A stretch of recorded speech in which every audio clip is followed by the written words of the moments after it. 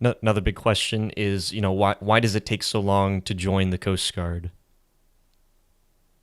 It doesn't have to. The minimum there is a process that we have to go through.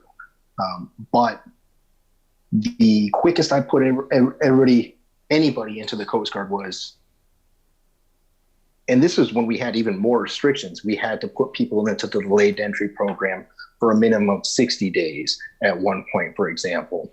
Um, that's no longer the case.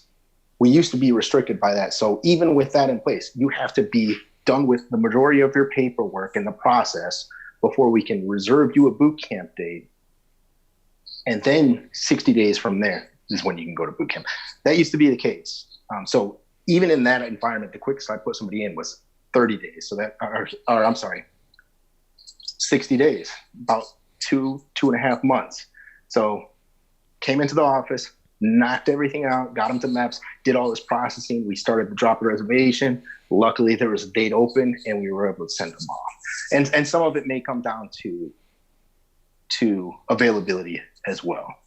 Um, Coming into the end of the school year, when all the high school seniors haven't planned out their future or didn't get accepted into the college that they wanted, now they're looking at options. People 3 months ahead of you had already gotten qualified, gone through the process, and now they're filling those slots to go to boot camp. But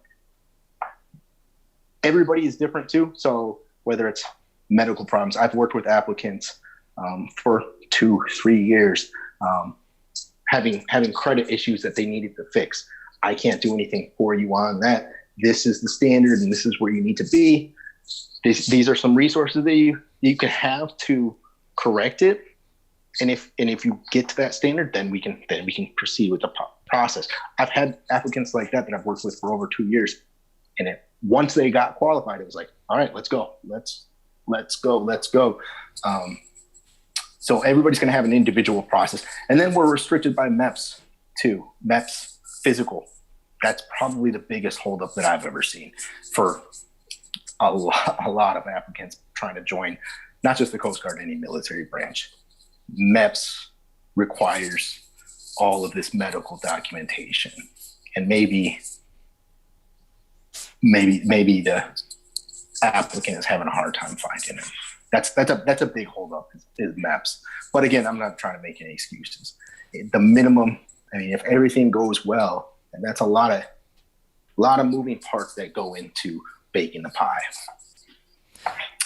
Did that really answer your question though? Yeah, I don't know yeah. if it did. And one of the other things is that a lot of people feel like their recruiter doesn't really care, or they feel like it's too challenging to be able to move forward with the Coast Guard compared to maybe like another service. Like I've even had some friends that have joined other services because the process was just so quick compared to the process through the Coast Guard. Is there a reason for that? They just have way more availability.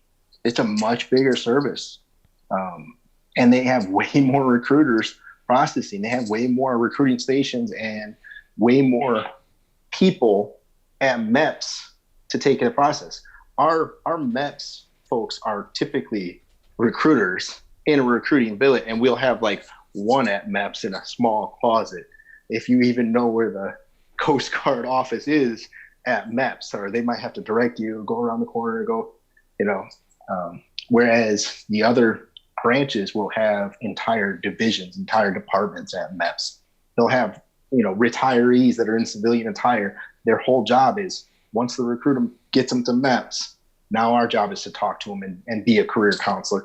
The other services, there's the Navy counselor rating. That's a specific rating in the Navy for that. Whereas our recruiters are kind of doing everything. It's not just getting someone to sign and they're willing to take the ASVAB and then get them to the next step and then pass it down. It's not the Henry Ford. We don't have the Henry Ford. We have more like the mom and pop build you from the ground up. You are likely going to work with the same recruiter joining the Coast Guard from start to finish. Most likely. That's what happens in most scenarios. You're not probably going to do that in the other branches. You're going to be working, your next step is to do your equip The background investigation, go work with Staff Sergeant John's over there, and he's going to help you up, and he's going to hook you up with that. When you're done with that, go over to the next one down the line. It's more of a assembly line.